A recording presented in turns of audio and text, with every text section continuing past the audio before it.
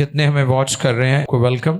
कलाम खुदा में से आज पौलुस रसूल के खतूत में से जो कुरिन्थियों की कलीसिया को लिखा गया पहला खत है, उसका 15वां बाब है और उसकी 19वीं आयत मुकद्दसा जो है उसको हम तिलावत करेंगे। खुदा की बंदी एस्टर कलाम का ये हिस्सा पढ़ने में हमारी मदद करेंगी।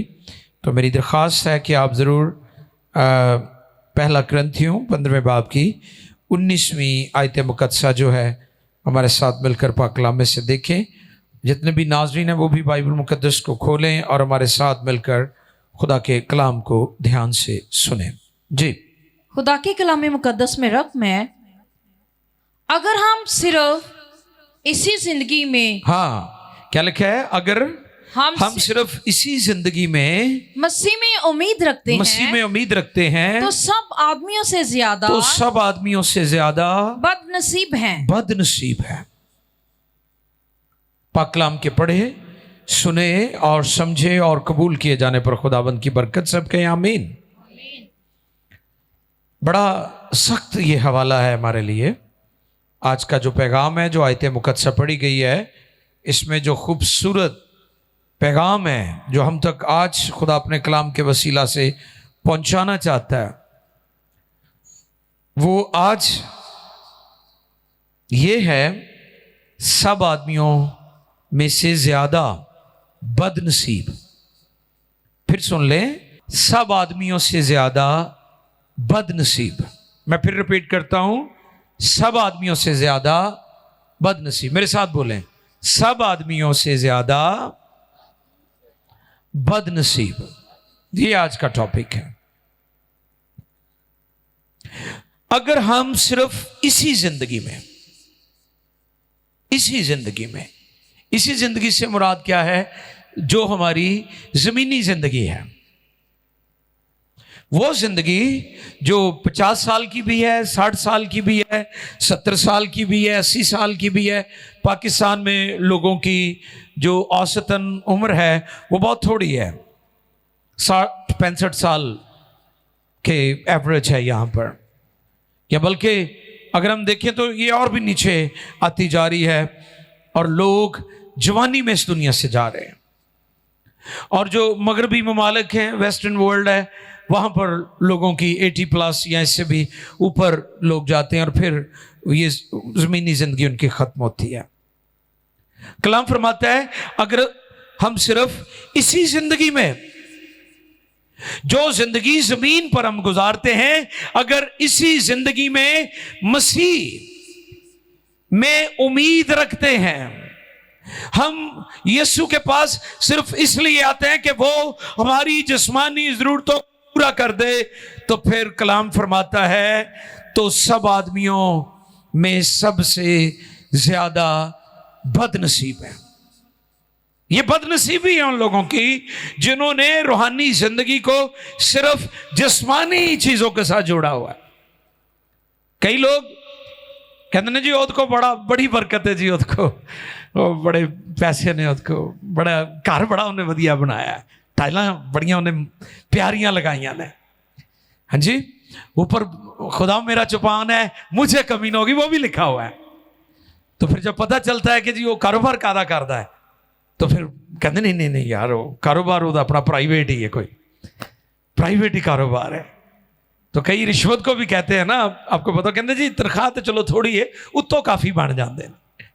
आपको पता है, लोग इस तरह की, लोगों ने ये जो वर्ड है ईजाद किए हुए हैं रिश्वत के लिए, ठगियों के लिए, बेईमानियों के लिए, और फ्रॉड और धोखेदही से जो दौलत जमा करते हैं, वो कहते हैं वो ऊपरों बड़े पैसे बन जाते हैं। उन्होंने मानते ही नहीं है कि ये गलत काम है, वो कहने ऊपरों बड़े पैसे मिल जाते हैं। मैं आज आपकी खिदमत में ये पैगाम रखना चाहता हूँ, वो लोग जो सिर्फ इसी जिंदगी में उम्मीद रखते हैं, कलाम फरमाता है, वो सब आदमियों में से ज्यादा बदनसीब है। ये बदनसीबी है उनकी, ये नफे का सौदा नहीं है। चर्च आना ये बड़ी गौरतलब बात है। कई लोग चर्च आते हैं सिर्फ अपनी बदनी शिफा के लिए, ऐसे ही है ना, दुआ के लिए आते हैं। कई तो ऐसे हैं वो मीटिंग से पहले आ जाए, वो कहते हैं जी हम दूर से आए हैं, साढ़े लिए दुआ कर दो ही वापस जाना कि सानू शिफा मिल जाए, हमारे लिए दुआ कर दे, हमारा प्रॉब्लम हल हो जाए। वो सिर्फ चर्च इसीलिए आते हैं। उनका मकसद, उनकी आने की जो तरजीह है वो ये नहीं है कि हम खुदा का कलाम सुने, हम खुदा का कलाम सुनकर तौबा करें, हम कलाम सुने और बपतिस्मा लें, हम पाकरू को हासिल करें, हम पाकरू की जुबानें बोलें, हम खुदा की नेमतें हासिल करें, पाकरू की नेमतें ऑपरेट हो हमारी जिंदगी में। उनका हरगिज़ ये मकसद नहीं होता। वो अपने और मकासद के लिए चर्च में तशरीफ लाते हैं। और कलाम उन्हें क्या कहता है? कलाम कहता है अगर हम सिर्फ इसी जिंदगी में मसीह में उम्मीद रखते हैं तो सब आदमियों से ज्यादा बदनसीब है। ये बदनसीबी है, ये बदनसीबी है उन लोगों की जो सिर्फ अपनी जिस्मानी जरूरतों के लिए खुदा के कदमों में आते हैं। अगर हम कुलुसियों 3 बाब की 2 आयत पढ़ें, आओ देखिए खुदा के कलाम में से एक और हवाला हम देखेंगे। यह भी बड़ा ख़ास है इसी मुनासबत से कि हमें ज़मीन पर की नहीं बल्कि आलम बाला की चीज़ों की तलाश करनी है। कुलुसियों 3 बाब की 2 आयत मुकद्दसा, जी खुदा की बंदी हमारे लिए पढ़ेंगी। कुलुसियों 3 बाब है, 2 आयत है। आलमे बाला की चीजों के ख्याल में आलमे बाला की चीजों के ख्याल में रहो, ना कि जमीन पर ना के जमीन पर की चीजों के। कौन सी चीजों के ख्याल में रहना है? आलमे बाला। यानी ये नहीं कि आप चर्च में आए और आपके ख्यालात जो हैं वो सिर्फ जिस्मानी चीजों के लिए हैं। कलाम खुदा फरमाता है कि हमारा बाप हमारे मांगने से पहले ही जानता है, उसे पता है। अगरचे पाक कलाम में लिखा है मांगो तो तुमको दिया जाएगा, ढूंढो तो पाओगे, खटखटाओ तो वो तुम्हारे लिए। ये रिलेशन की बात हो रही है कि हमने अपने बाप से बात करनी है, गुफ्तगू करनी है, उसके कदमों में वक्त गुजारना है। दर हकीकत वो हमारी जरूरतों को पहले ही जानता है। इस बात को अंडरस्टैंड करने की जरूरत है। पौलुस रसूल हमें नेक्स्ट लेवल पर लेकर जाना चाहते हैं कि हमारी तरजीह जो है जमीनी जिस्मानी चीजें नहीं होनी चाहिए। हमने खुदा बाप और उसके बेटे और पाकरू की मर्जी और रहनुमाई में चलना है। और कलाम फरमाता है पहले ढूंढो तुम उसकी, तो बाकी जो चीजें हैं वो तुम्हें खुद ब खुद मिल जाएंगी। हमने रास्तबाजी की तलाश करनी है। आज प्रॉब्लम यह है कि लोग सिर्फ जिस्मानी ख्वाहिशों और जरूरतों के लिए उसके हजूर आते हैं, खुदा से मोहब्बत नहीं करते। हमें इस बात को अंडरस्टैंड करना है और पौलुस रसूल हमें नेक्स्ट लेवल पर लेकर जाना चाहते हैं। हमारे नजदीक खुदा का कलाम, खुदा और उसका बेटा यीशु और पाकरू कीमती होना चाहिए, चीजें नहीं। हमारे लिए खुदा कीमती है, उसका कलाम कीमती है, हमारा ईमान कीमती है, पाकरू में जिंदगी बसर करना ये हमारे लिए जरूरी है। और मैं गौर कर रहा था यहूदा के बारे में कि यहूदा इस्करियोती ने क्या किया। उसने यीशु मसीह का सौदा कितने सिक्कों में किया? 30 सिक्कों में किया। और एक खादिम ने बड़ी खूबसूरत बात की। उसने कहा उसने यीशु का सौदा नहीं किया, उसने अपना सौदा किया था। आमीन। यहूदा इस्करियोती ने 30 सिक्के यीशु की कीमत नहीं लगाई, उसने अपनी कीमत लगाई थी। यीशु मसीह तो बेशकीमत से कौन खरीद सकता है? उसका कौन सौदा कर सकता है? उसकी कीमत कौन लगा सकता है? यीशु मसीह तो बेशकीमत है। यीशु मसीह का मोल, उसका सौदा कौन कर सकता है? वो तो खुदा का कलीमा है, खुदा का कलाम है। और पाक कलाम यूहन्ना की इंजील फरमाती है कि वो तो क्रिएटर है। इब्तिदा में कलाम था, कलाम खुदा के, और फिर कलाम मुजस्म हुआ। और आगे लिखा है कि सब चीजें उसी के वसीला से पैदा हुई, सब चीजें उसी के वसीला से पैदा हुई। यानी कलाम कलिमा क्रिएटर है, तख्लीककार है। तख्लीक कलाम की कुदरत से हुई है। तो यूनिवर्स जो है, कायनात जो है, उस कलाम की है। यीशु मसीह हमारे लिए बेशकीमत है, अनमोल मोती है, और कोई शख्स उसकी कीमत नहीं लगा सकता। यहूदा ने अपनी कीमत लगाई थी, उसने अपना सौदा किया था। आज भी बेशुमार लोग अपने ईमान को बेच रहे हैं, सौदा कर रहे हैं। दाऊद कहते हैं, मैं खुश होया जदों मैनू कि आओ यहोवा दे। कईयां दा आउण दिल नहीं करदा, उन्होंने धक्के ना लैके आंदे ने कई। वो कहते ये आ नसी रहा, इन्हों मैं चल आ जा यार, तेरी मेहरबानी। इसकी क्या वजह है? इसकी वजह यह है कि खुदा उनके नजदीक कीमती एवं ही है। भाई ठीक है, जो चले गए तो चले गए, नहीं गए तो ना गए। जो लोग मजबूर होकर खुदा के घर में आते हैं, मजबूरी के साथ परस्तिश और इबादत करते हैं, बार बार कहने से उन्हें खुदा के घर में लाया जाता है, उनके लिए ये मेरा पैगाम है कि अगर आप ये समझेंगे कि खुदा मेरे लिए कीमती है, उसका कलाम कीमती है, उसका बेटा कीमती है, रुल कुछ मेरे लिए कीमती है, खुदा के घर में जाना जरूरी है, तो फिर आप भी दाऊद की तरह कहेंगे, मैं खुश होया जदों मैनू आखन लगे आओ यहोवा दे। क्योंकि आप फिर समझते हैं कि खुदा मेरी दौलत है। चर्च, कलीसिया को आज अंडरस्टैंड करने की जरूरत है, कलीसिया को समझने की जरूरत है। बड़े अफसोस के साथ ये बात बार करता हूं, अक्सर कहता हूं कि चर्च को कमर्शलाइज कर दिया गया है। चर्च ऐसी जगह अब नहीं। आप मोस्टली सर्विसेज को देखें, उसको जैसे लग रहा है जैसे कमर्शियल हो चुका है चर्च। इब्तदाई कलीसिया पर जब हम गौर करते हैं, उनके लिए जगह इंपॉर्टेंट नहीं होती थी, लेकिन कि वो हर रोज हैकल में जमा हुआ करते थे और सादा दिली से घरों में खाना खाया करते थे। उनकी सब चीजें मुश्तरका थी, वो फेलोशिप रखते थे, और कलाम में लिखा है जमा होने से बास ना हो। जब खुदा हमारी दौलत होगी, जब खुदा हमारे लिए कीमती होगा, तो फिर हम खुशी और शादमानी के साथ उसकी परस्तिश और इबादत करेंगे।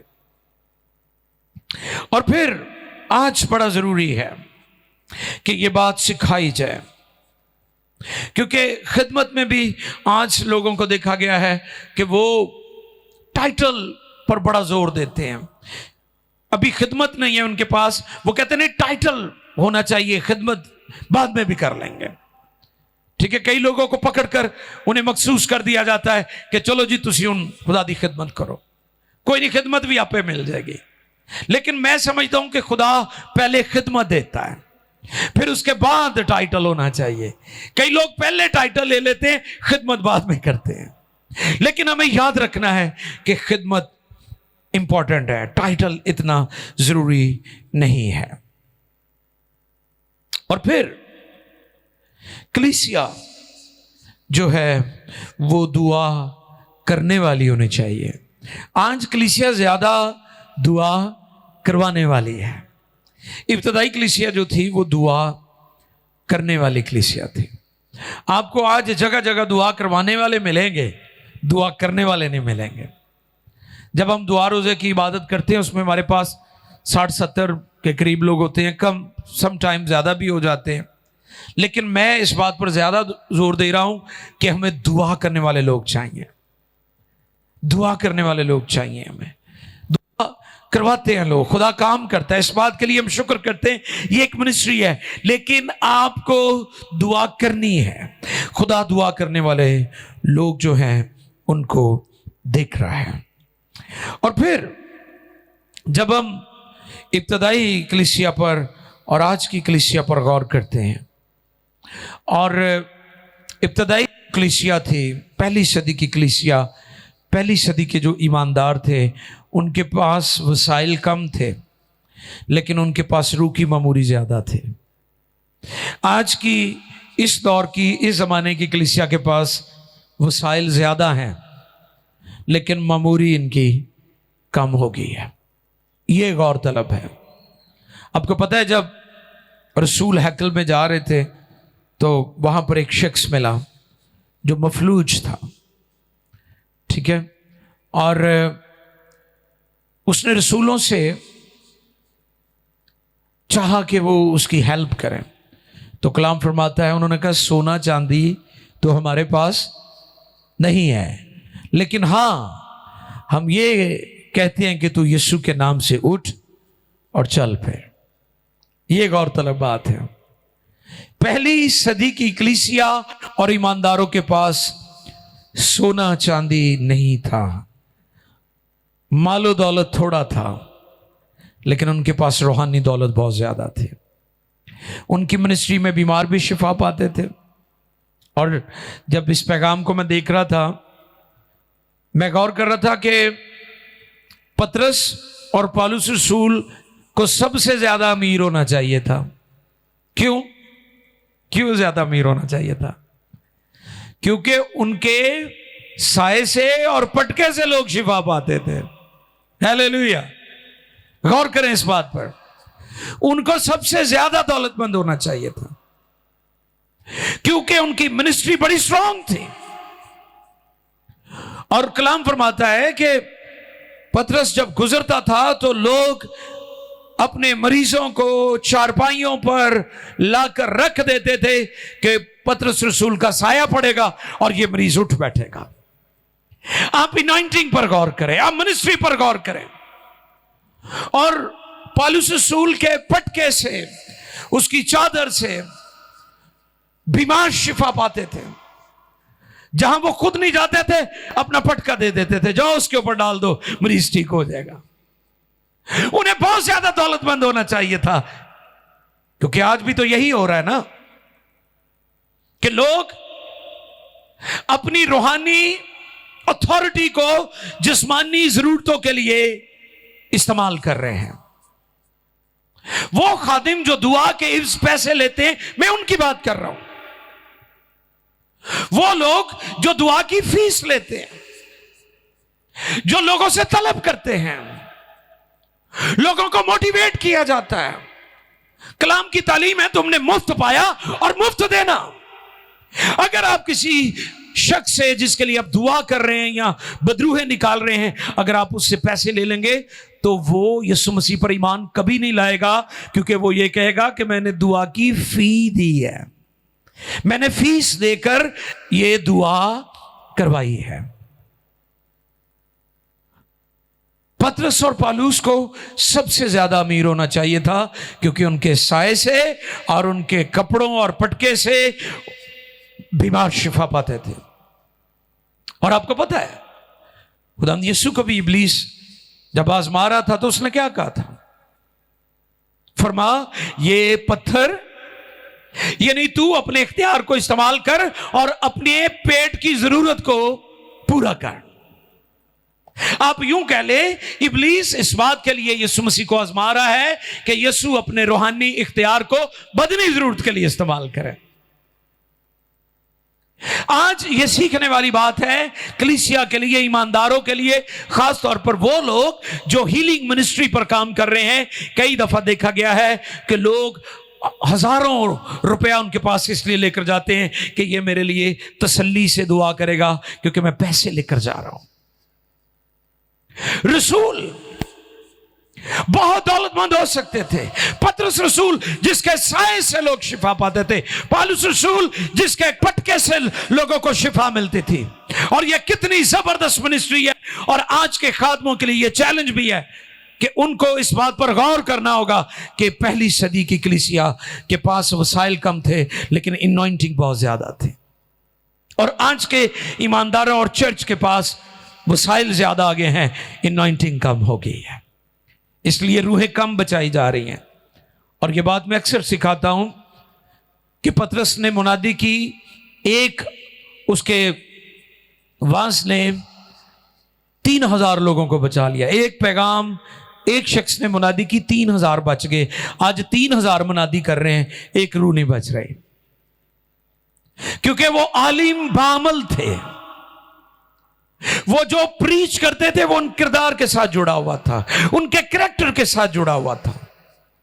और फिर मैं ये बात आपकी खिदमत में रखना चाहता हूं कि रसूलों के साए से, उनके पटके से बीमार शिफा पाते थे, लेकिन उन्होंने अपने रूहानी इख्तियार को जिस्मानी ज़रूरतों के लिए इस्तेमाल। आज ही मैं बात कर रहा था प्रोफेसर साहब के साथ, मैं और एस्टर, के दो तरह के खादमीन हैं।